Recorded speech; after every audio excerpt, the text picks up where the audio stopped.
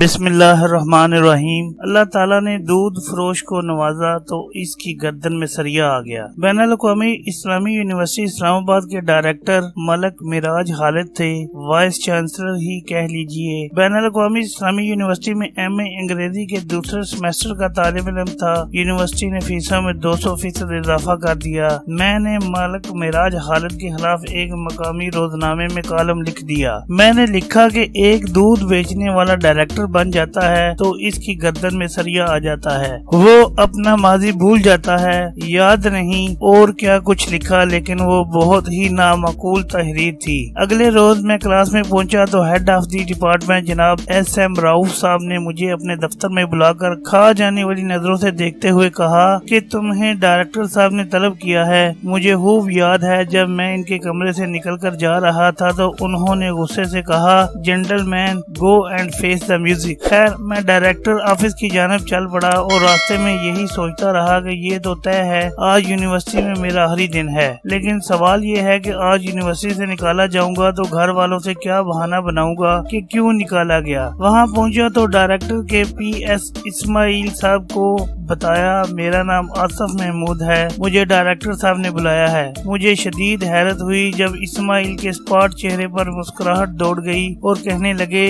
जाइए वो आपके मुंतजिर हैं। लेकिन अंदर दाखिल हुआ तो हैरतों के जहान मेरे मुंतजिर थे। मलिक साहब अकेले बैठे थे। मैंने डरते डरते कहा, सर मैं आसिफ, आपने बुलाया था, आप ही ने कॉलम लिखा था।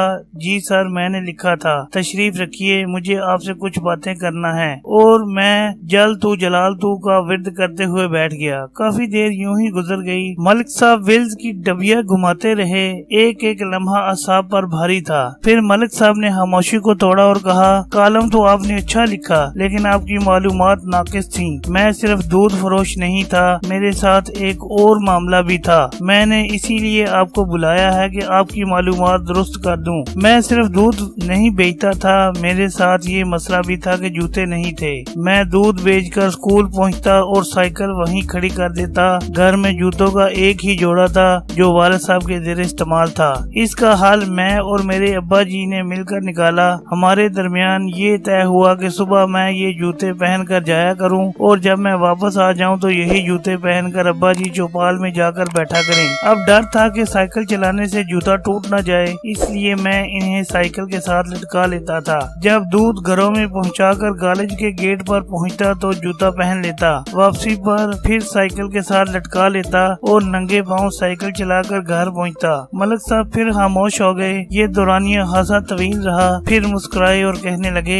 सर ये वाली बात तो तुमने ठीक कही, वाकई अल्लाह ने दूध फरोश को नवाजा तो इसकी गर्दन में सरिया आ गया। बार अब बार यही दोहराते रहे, अल्लाह ने दूध फरोश को नवाजा लेकिन इसकी गर्दन में सरिया आ गया। फिर इस्माइल को बुलाया और पूछा कि क्या कवायद और ज़वाबित के मुताबिक मैं फीस में किया गया ये इजाफा ले सकता हूँ। इस्माइल ने कहा, सर डायरेक्टर के इख्तियार में नहीं है। कहने लगे, इख्तियार में तो नहीं है लेकिन अगर मैं नोटिफिकेशन जारी कर दूं तो फिर। इस्माइल कहने लगे, सर आप नोटिफिकेशन जारी कर दें तो जाहिर है इस पर अमल होगा। मलिक साहब ने कहा, जल्दी से नोटिफिकेशन बना लाओ, फीसों में इजाफा नहीं होगा। मैं कमरे से बाहर निकला तो इस हुक्मनामे की कॉपी मेरे साथ थी। दिल अलबत्ता वहीं छोड़ आया था। डिपार्टमेंट पहुंचा तो एस.एम. राउफ साहब ने पूछा, हाँ क्या हुआ। मैंने नोटिफिकेशन आगे रख दिया। सर ये हुआ। राउफ साहब की आंखों में जो हैरत थी मुझे आज भी याद है। आज अगर कोई मुझसे पूछे वाइस चांसलर कैसा होना चाहिए तो मैं कहूँगा इसे मलिक मिराज खालिद मरहूम जैसा होना चाहिए।